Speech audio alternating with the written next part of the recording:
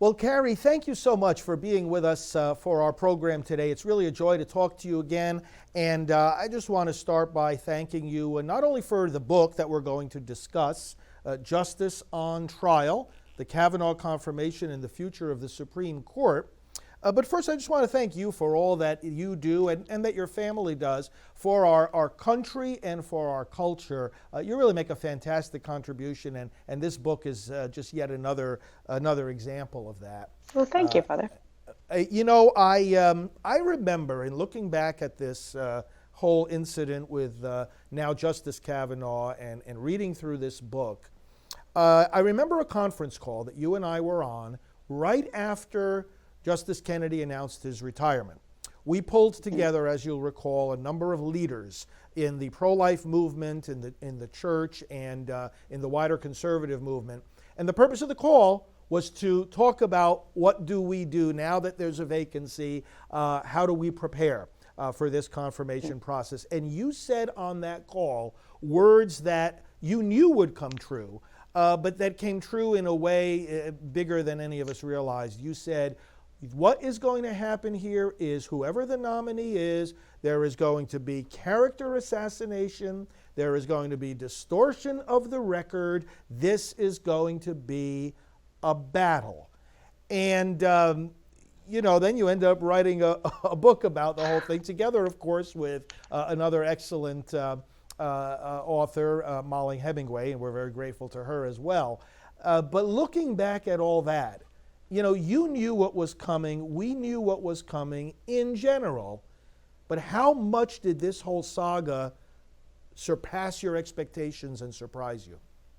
Well, thanks, Father. It's so great to be here. And the interesting thing about that actual call, and I remember saying some of those words, is rhetorically, I kind of wanted to say this could be the worst confirmation process we have ever seen.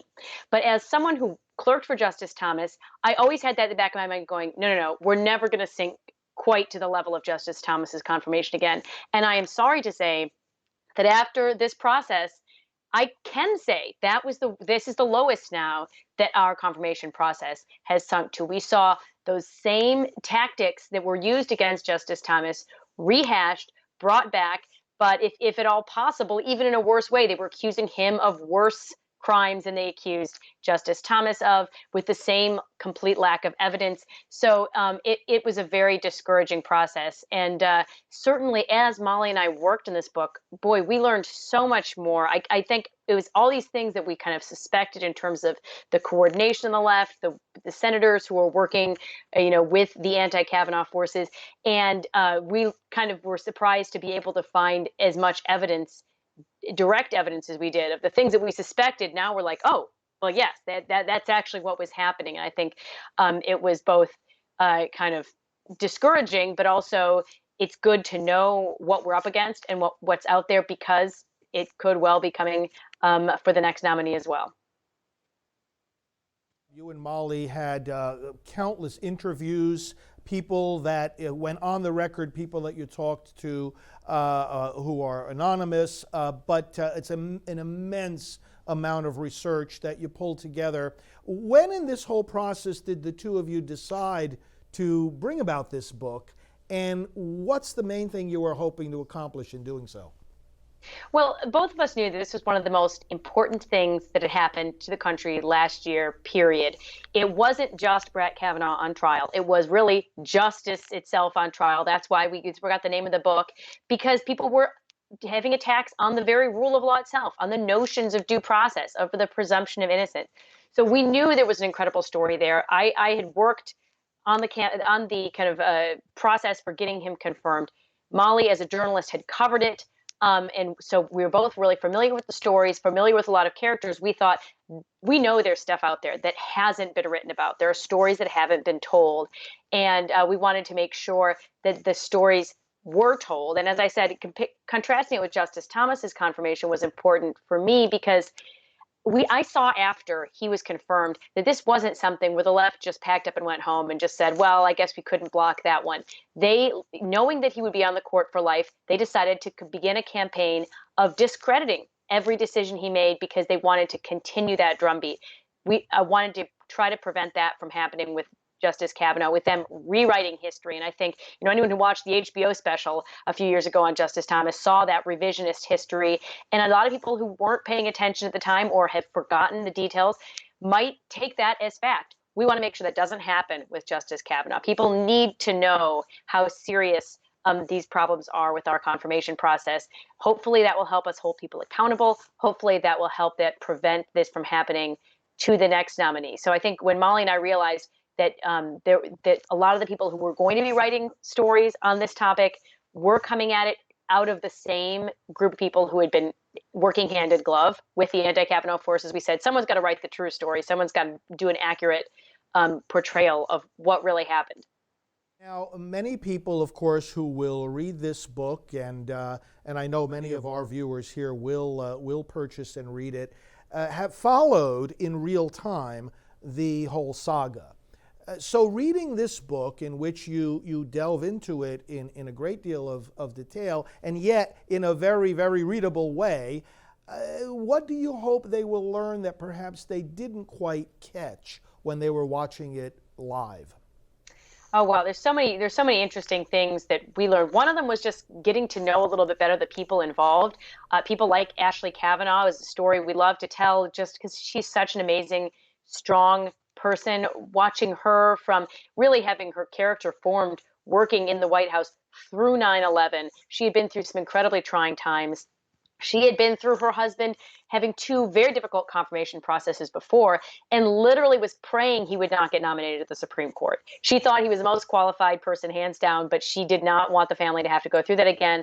But then after it happened, she is incredibly strong for her husband, for her daughters, and of course, through a confirmation process that is monumentally worse than she could have possibly imagined. But we talked to so many people who knew her and talked about her own strength, how she was a source of strength to them. She, who was much more at the focal point of all of the attacks, was providing strength and courage and sustenance and prayer for all those people around her. That was really amazing.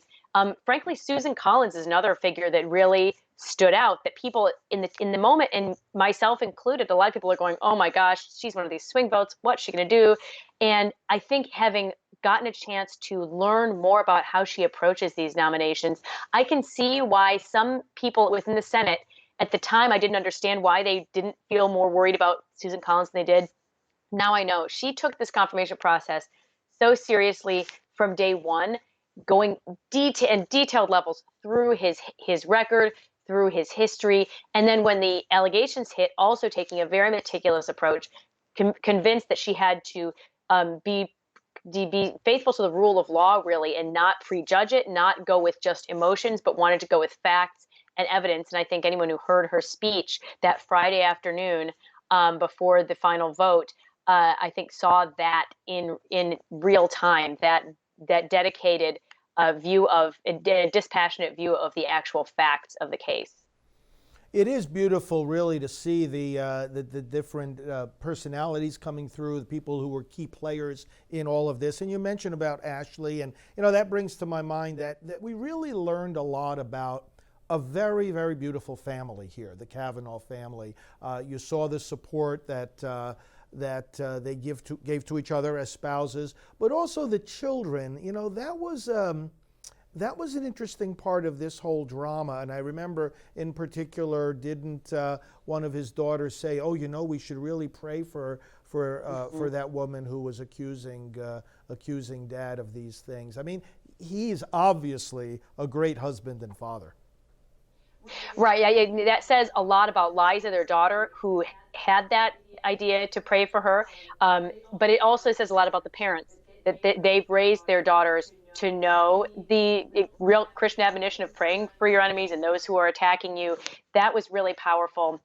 And seeing how strong those girls were through the process. And then there's fun moments in it, too. We tell the story of how Ashley Kavanaugh had to sneak out of their house with the two girls the Sunday before the nomination. They didn't even know yet if Brett Kavanaugh would get the confirmation, but they knew that the reporters had been staking out their house, and they just didn't want them watching every move to guess, are they going to the White House, are they not? So they actually had to sneak out through a hole in their fence in the backyard to hide out at a neighbor's house for the weekend. And it turned out, obviously, he was nominated. But it was just those fun stories for them of the process. You know, it's one of the things I really like about this book. And again, for those that are just joining us, Justice on Trial is the name of the book, The Kavanaugh Confirmation and the Future of the Supreme Court, by Carrie Severino, whom we're talking with right now, and Molly Hemingway. And we really want to urge all of you to get this book and read through it. Carrie, I want to quote here from page 116. You quote Justice Ruth Bader Ginsburg. And this is a fascinating quote. She says, "The vote on my confirmation was 96-3. Even though I had spent about 10 years of my life litigating cases under the auspices of the ACLU. That's the way it should be. I wish I could wave a magic wand and have it go back to the way it was." And then she also reminded the audience to which she was speaking at this point that Justice Scalia's confirmation was unanimous. So here we have two people at polar opposites ideologically, and yet the Senate confirmed them with this practical unanimity. What's changed? When did it change? These confirmations now that have the Senate split down the middle, is this a relatively recent phenomenon? Well, we tell that story, at least of the last kind of half century or so, in Justice on Trial. And in some sense, we've always had controversial confirmations. George Washington had controversial confirmations. But I do think there's a real change that we've seen in the past, 50 years or so. And we track how part of it is because Republicans for a long time were not paying as much attention to the Supreme Court, and in fact ended up appointing some of the most liberal justices. Were Nixon and Eisenhower appointees, including Earl Warren, one of the most liberal, probably, Chief Justice in U.S. history. When it was a period where the left was very effective at using the courts to achieve their liberal policy goals. At a certain point, and I think we pretty much pin it to when Ronald Reagan came into office and realized we need to start having judges who are going to have a conservative judicial philosophy. They put a stop to the ability of the left to use the courts basically as a backdoor way to achieve their policy goals. If they didn't get through the Congress, they could get the courts to do it. Suddenly that was about to come to an end, and that triggered a lot of this really hostility. And then you also trace through every time the seat on the court that's being replaced is a swing seat or is going to change the balance of the court, that's when you see things getting crazy. So that's when Robert Bork, his nomination was blocked. He was replacing the swing justice on the court, or would have been. Justice Thomas, he was replacing Thurgood Marshall, who was one of the most liberal members of the court. So a big shift there, and you see the confirmation process explode again. Even if you look at Alito and Roberts, who were confirmed almost at the same time, within the same year, Alito had a much more hostile process. He was replacing the swing vote on the court. Roberts, who was replacing Chief Justice Rehnquist, not so much. So it could be predicted then, when you have Kavanaugh replacing Kennedy, who for a long time was the key swing vote on the court, it was going to get ugly. And boy, it certainly did. I want to quote another passage here from the book, which, of course, we at Priests for Life and our audience are particularly interested in what you say here. And I read from page 300, "Among the many issues on the liberal wish list that cannot be achieved through democratic means, one in particular motivated the opposition to Kavanaugh: abortion. It loomed over the entire confirmation process." Tell us a little bit about that. Yeah, and I think this goes to part of the reason the court is such a hot button topic nowadays. Because as the Supreme Court takes a larger and larger role in American life, they're deciding so many issues that historically were not decided at the federal level at all, and were decided by the states, decided by the legislatures, our elected representatives. Abortion is a key example of this. It used to be left to the states. The Supreme Court, in Roe versus Wade, obviously nationalized that question. They read into the Constitution a right that it nowhere appears in its text. And that act took it out of the states, took it out of the democratic process and the debate that was happening, and suddenly made it an issue that turned on the vote of 5 unelected judges rather than the going through the regular political process. Even Justice Ginsburg, who, I actually have quoted her like several times in positive ways. She actually recognized that that was very damaging for the process. And she, even though she thought that was the right result legally, she thought that the court should not have gone there maybe as quickly. She thought that that cut off the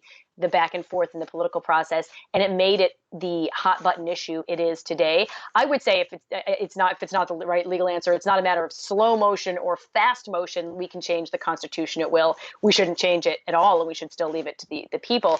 But I think it points out that this is a damaging thing. It makes the court much more political than it needs to be. And when we have judges who do take on to themselves the political role of being able to make these major decisions themselves, not through amending the Constitution, not through passing laws, but simply by their vote, it's no surprise that then the confirmation process for those judges becomes equally political and partisan. So I think one great way to have the court's confirmation process take a step down in its partisan nature would be for the court to resume its constitutionally limited role if the federal government and the Supreme Court specifically didn't have its fingers in everything that America was doing, we wouldn't have to worry as much. And if judges confined themselves to just interpreting what the law says as it's written, not trying to update it, not trying to change it to make it how they think it would be better, just interpreting the law as it's passed, we wouldn't have to have this kind of a debate over every single new justice. It reminds me of a one day when I had a group over at the Supreme Court and Justice Scalia was addressing us, and he, this question of abortion was dominating the conversation, and he looked at everybody in the room. He says, "Listen," he says, "people want to change what the country says about abortion. Go to that building over there across the street and lobby your members of Congress." He was saying to them, and these are the kind of justices, of course, that President Trump is choosing, that the role of the court is limited. There's where they make the laws, over there in the Congress and in your state houses, mm-hmm. and don't look to us to solve every problem or create new rights or get rid of old ones. Similarly, now you mentioned this briefly already. Of course, one of the dominant themes in this whole saga of the Kavanaugh confirmation was the attack on a fundamental principle that people are innocent until proven guilty. And I was just astonished at how, well, starting with some of these Democrat members of the Judiciary Committee there in the Senate, they couldn't give a straight answer to the question, don't we still believe in the principle of innocent until proven guilty? Comment on, if you will, on how this all played out in this story. Yeah, it was a discouraging process. This is one of the many ways in which it actually somehow sunk lower than Justice Thomas's confirmation process, because Joe Biden, then chair of the Judiciary Committee, he said, "Sir, you have a presumption of innocence." That was exactly right. You should have a presumption of innocence. And I think sometimes people tried to get around what they knew was the proper approach legally, because they said, well, this isn't a court of law. This is like a job interview. You don't have a presumption of innocence in a job interview. But we pointed out in our book, presumption of innocence isn't just about, well, it happens to be part of due process protected in the Constitution. This is something that is part of that due process because it's a fundamental value. It goes back thousands of years, because if you don't have a presumption of innocence, then anyone can go up on the street and accuse you of anything, and somehow the burden is on you now to disprove it. Disproving a negative is logically impossible, right? So you can't. That cannot, in a system of a rule of law, be the standard. If that is the standard, then either we're just ignoring these allegations most of the time, and then the one time then you get on the wrong side of the government, and they can just choose to find you guilty whenever it's convenient for them. That cannot be our system. So I think it is so important to say, you know what, the presumption of innocence has to apply, and that means when you like the person and when you don't like them. I think some of the senators who shamefully really abandoned that notion, they're happy to employ a presumption of innocence when it comes to someone on their own team, on one of someone that is a Democrat or that they agree with ideologically, and that is the opposite of the rule of law. The rule of law means we have the same rules for everyone, agree or disagree. And again, for those that are just joining us, we're talking about Justice on Trial. We're talking with one of the co-authors, Carrie Severino, who wrote this book together with Molly Hemingway, The Kavanaugh Confirmation and the Future of the Supreme Court. Excellent book that I urge you to purchase and to read. And Carrie, you know, one of the things that was so distressing, I mean, this whole well, we believe women slogan that was being thrown around, you know, as if this becomes all of a sudden a gender war. You know, well, do you believe her? Well, because you're a man. And in fact, one of the senators, Senator Hirono, didn't she say at one point, well, you men ought to just, you know, sit down and keep quiet. And it's like, no, this is not the way civilization works. I mean, it became more and more distressing as we saw people just spreading the idea that, you know, somebody makes an accusation and it's to be believed, period, amen. Seems to me that does an awful lot of damage. Right. And, you know, imagine, turn her comments around and say, women should all just sit down and shut up. I mean, you imagine? No, that would be horrible. We believe all men. Well, no, we know that's wrong, whether you say it's only women are incapable of lying or being confused even or forgetting and having fallible memories, or men are. That can't be the case. Again, we have to look at the actual evidence before us. We know we're all, you know, living in a fallen world where people can make mistakes, can be incorrect, can be lying. You have to just look at the actual facts before us. We don't go, and of course, the very people saying believe all women were not in fact believing all women, because there were a lot of women they chose to ignore, like the women who had known Kavanaugh his entire life, including many of his ex-girlfriends who said, gosh, this is not at all like the person he was with me. Like Leland Kaiser. This is Christine Blasey Ford's high school close friend, who was the one woman she said was at the party with her, and who herself said, I don't remember this. I don't think I even met Brett Kavanaugh in high school. I don't know him at all. And she wanted to support her friend. She herself was a liberal Democrat. She didn't want Kavanaugh on the court, but she said this story, she had searched her own memory, and she said, I don't remember this happening. And we also tell the story of how later in the process, she actually had the more she had the time to sit and think about it. And by the end of that final FBI investigation, she actually was very skeptical of the story, more so than earlier on. And they had common friends of hers who were pressuring her to change that story. So the idea that all women were believed out of hand, that just doesn't hold water with the way that even the people that were advancing these allegations were behaving. Harry, let's look at, in conclusion, some broad questions here. Who won and who lost in this whole story of the Kavanaugh confirmation? Wow. Well, you know, there's many ways in which this was a real victory of the conservative legal movement. You know, when we look at the reasons that some of these nominations, like Judge Bork's, were unsuccessful, and the things that we have learned each time. If we didn't have people, there were people in the White House counsel Don McGahn, who himself had been formed watching the Thomas hearings, going through all of these judicial confirmation experiences and knowing we need to be ready for this. And they knew something could easily come down the pike, despite the fact that they had quizzed Kavanaugh on every aspect of his life. We've learned we have to do that for nominees, despite the fact that he'd been through 5 previous FBI background checks and a 6th one for this job. They said, we know people could come up with something out of the blue. They were ready. There were groups that were like Priests for Life, like JCM, where I work, and hundreds of other groups who said, we have to be ready. We know there are going to be attacks on a nominee, and we have to be prepared to make sure that the truth comes out on this. So all of those things, the conservative media and outlets that are available now that weren't before, I think there's a lot of great successes that made this come across the finish line, as well as President Trump, who, for all people's criticism of him in the area of judges, has been exceptional. And in this case, I think a lot of people said they don't know if there was another president who would have stood by their nominee as steadfastly as President Trump did.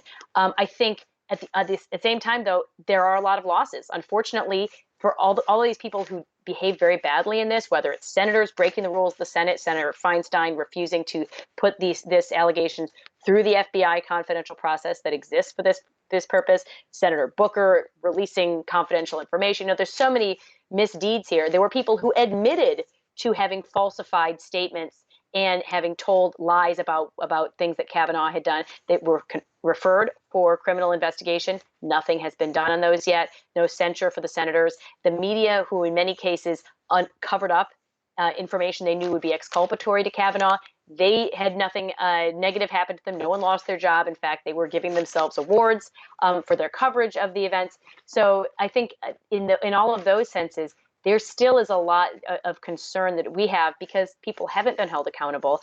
And the American people are the real losers if our confirmation process continues to be this politicized. In the future, who will want to step up for such a job if they know that they're not just themselves, but their family and their reputation and their names will be dragged through the mud? Learned a lot about the radical left. Did they learn anything as a result of this whole process and its outcome? That is a good question. There are a lot of examples, I think. And, I think if they read our book, maybe they'll learn something, because there were a lot of moments where the left really overstepped and hurt themselves in the process. Probably starting even earlier, but I mean, for example, when they insisted on having a filibuster against Justice Gorsuch, Yes. who I think everyone knew was a great nominee, was going to get confirmed, and there were people on the left saying, "You guys don't care enough about judges. If you don't go to the mat and filibuster this guy, we're going to say you're all a bunch of squishes." Well, they felt they had to for the kind of screaming portion of the left there. And in the process, that was what really the fact that was so extreme and such a disproportionate response to a nominee that they just disagreed with. There was no issue with him, really. That was what allowed the Republican senators who didn't want to have to change the rules. They said, you know what, if they're going to do it to Gorsuch, they'll do it to anyone. We're getting rid of the filibuster. If they hadn't done that, we would, I'm sure, not have Justice Kavanaugh today, because there's no way he could have overcome, under these circumstances, that threshold. There were moments where they pushed people like Senator Feinstein, who interestingly was actually inclined at some cases to compromise more with the Republicans than some of her more extreme and radical staff. They forced her out of agreements with Grassley that actually might have ultimately delayed the process more. So it's just ironic. They said, nope, basically we can make no agreements with them. And that really, I think, hurt their credibility with some of those swing vote senators that they needed the most. So if I were teaching lessons to the people on the left, I would say, guys, when you go so hardcore that you are this extreme, it actually damages your, what you look like to the moderates. Because most people, and I think probably most Democrats, are not the hair on fire screaming variety. They actually want senators who can work with each other and are going to be fair in the process. And that is not what happened in this case. Just the fact that they sat on these allegations and didn't put them through the normal that in itself was one of the clearest and most outrageous steps that they took. Carrie, if someone is watching who is thinking that maybe in their future is service on the federal bench, and they've seen what has happened with Justice Kavanaugh, what would you say to them? Well, on one level, I would say, don't write your high school or college paper. Don't, you might want to think the instinct is, I need to keep my head down. But I think what we've learned in the Trump era is we have learned that trying to nominate judges who are these dark horses and, blank slates is not helpful. Most of the time when Republicans do that, they turn out to not have the philosophy they had hoped. So I would say, be respectful. You make sure you are doing everything by the book and correctly, but also don't be afraid to stand up for and get engaged on topics that you believe in. I think that is more valuable, and getting practice at having courage. That was one thing that Trump's team really vetted for, people who were courageous enough to stand up for their beliefs when they were challenged. Because if you are ever in a position to be nominated, you will be challenged, and you will be challenged hardcore. It's great to get experience at that in a respectful and responsible way to have those discussions, but not to run from the fight, because that ultimately is going to be where you can understand more what your true philosophy is, and then build that courage that will serve you well, whether it's on the federal bench or anywhere else in life. So final question, Carrie. I started off earlier at the beginning of our interview by referring to that conference call that you and I were on when Justice Kennedy announced he was retiring. So when the next vacancy occurs and we have another conference call like that, and I invite you to address the leaders on the call, what do you think you'll have to say to them then? Well, again, as I said, when you're replacing a swing justice, you get a big fight. When you are replacing a justice of one intellectual persuasion with the opposite, which is what could easily happen if we have a liberal justice retire and then President Trump replacing them, it is going to be even worse.